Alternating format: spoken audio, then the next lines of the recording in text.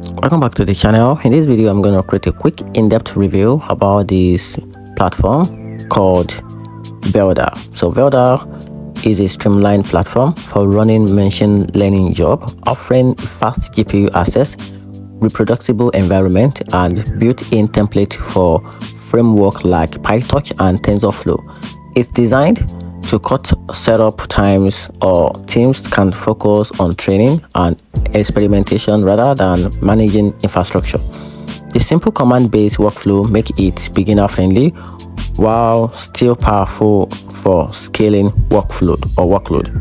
On the downside, VELDA is still a niche platform with less ecosystem support compared to giants like AWS or GCP, and the cost can add up for heavy GPU usage, and it's less focused on simplicity, which may also limit advanced customization for highly complex pipelines.